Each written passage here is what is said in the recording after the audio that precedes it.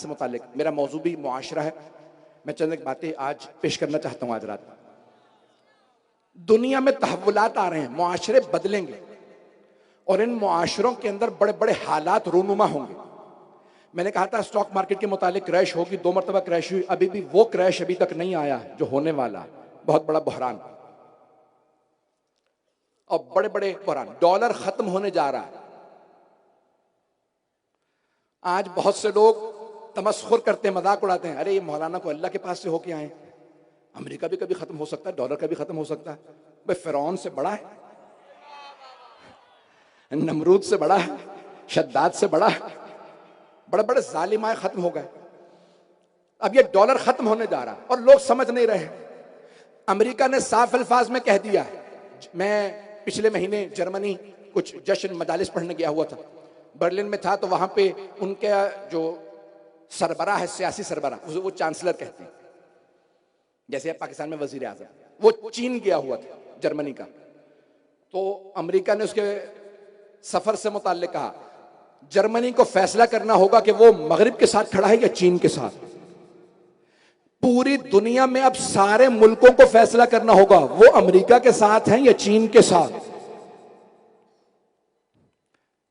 لیکن ایک تیسرا راستہ بھی ہے. یہ ہمیں کس نے سکھایا؟ یہ امام جعفر الصادق علیہ السلام.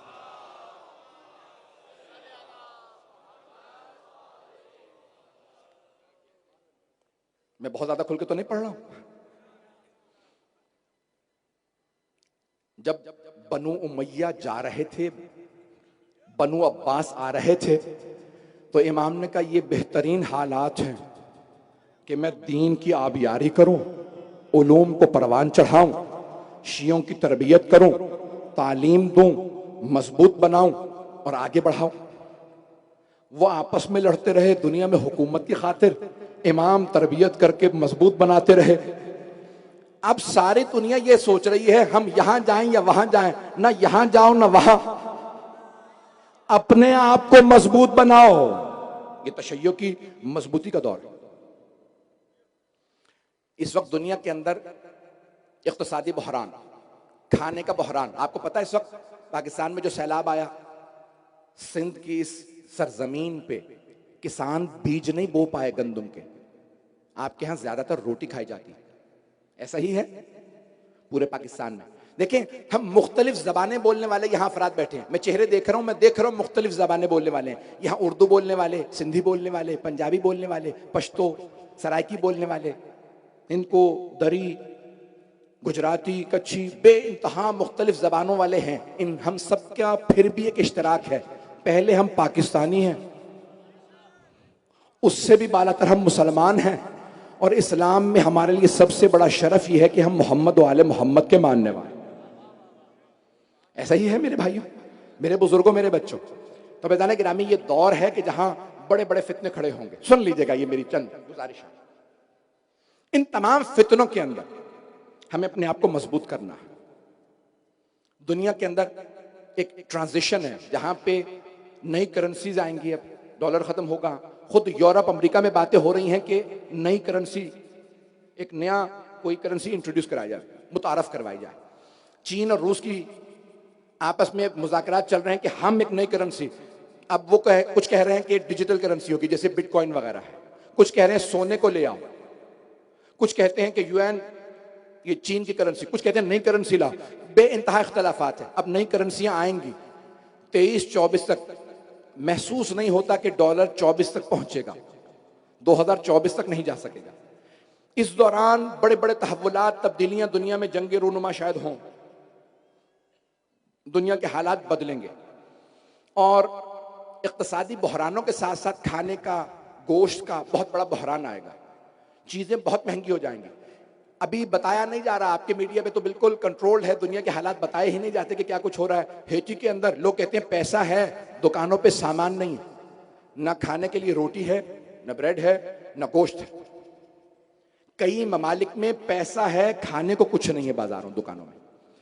تو ابھی پاکستان کے اندر اس وقت گندم نہیں بوئی گئی، لیکن پھر بھی پاکستان ایک زرعی ملک ہے. امریکہ کے ایک بہت بڑے ماہر اقتصاد نے جملہ کہا ہے کہ امریکہ کی 50% آبادی مر جائے گی اس کھانے کے بحران میں آئندہ چند برسوں میں.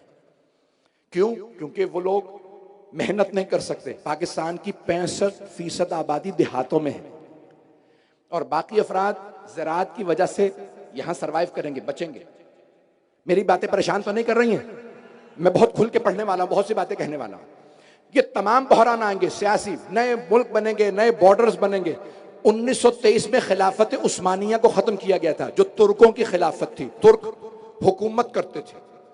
اب وہ 100 سال کا معاہدہ تھا, برطانیہ نے حکومت ختم کی تھی ترکوں کی خلافت عثمانیہ, اور اس کو 100 سال اگلے سال مکمل ہو رہے ہیں.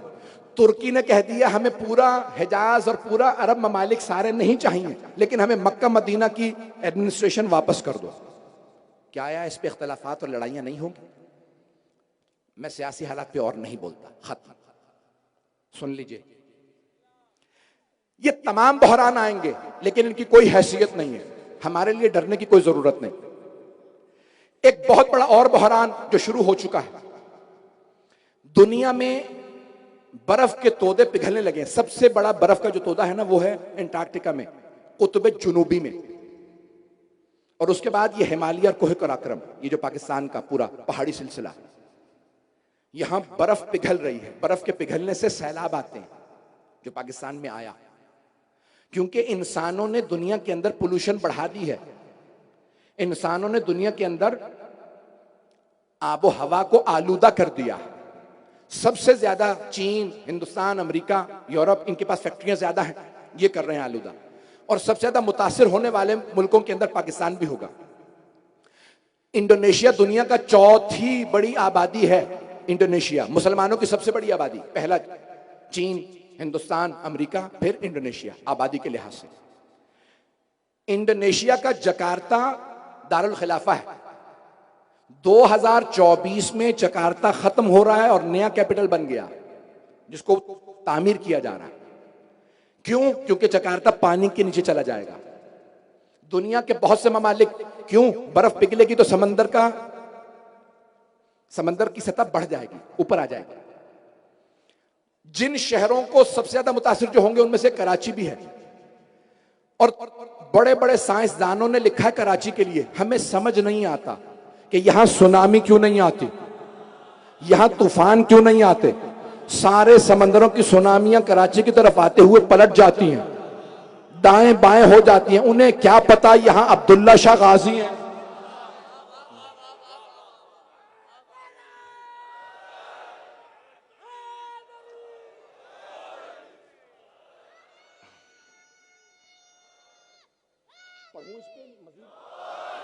بولوں یہ جو بول رہا ہوں موضوع یا کہ رہنے دو؟ مجھے وقت دکھا دیے گا, میرا وقت ہے. عزیزان گرامی, دنیا کے اندر یہ ایک بہت بڑا بحران آ رہا ہے جہاں پانی کی قلت کے مسائل ہوں گے. یہاں تک کہتے ہیں کہ جیسے کربلا میں پانی پہ جنگ ہوئی تھی, آخری زمانے میں بھی پانی پہ جنگ ہوگی.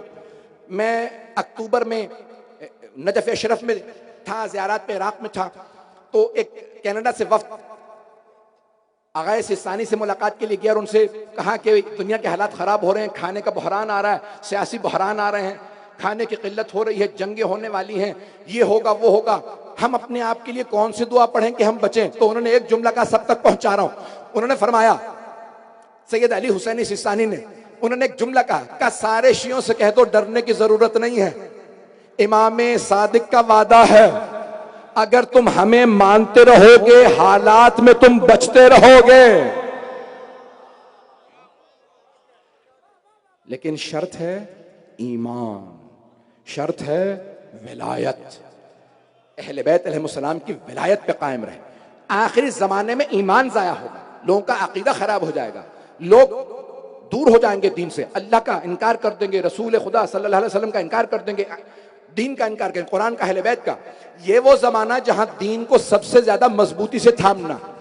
اس زمان معاشرہ ان تمام چیزوں سے بنتا ہے. ان تمام کے تمام حالات کے اندر ہمارے لیے سب سے زیادہ اہم کھانا نہیں ہے, سب سے زیادہ اہم گندم نہیں ہے, پانی نہیں ہے. سیاسی حالات بنتے بگڑتے رہیں گے. ایک جملہ کہہ رہا ہوں, بہت سے لوگ پاکستان کے سیاسی حالات سے خراب ہیں. بھئی یہ کربلا سے بدتر حالات نہیں ہیں. جہاں بیبیاں قیدی تھیں, مٹ گیا یزید, زینب کبریٰ کا نام بھی باقی ہے, حرم بھی باقی ہے.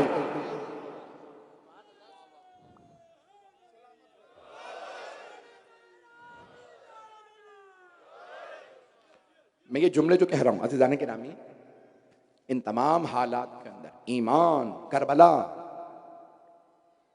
یہ ہمیں بچائیں گے. کوئی سیاستدان ہمیں نہیں بچا سکے گا.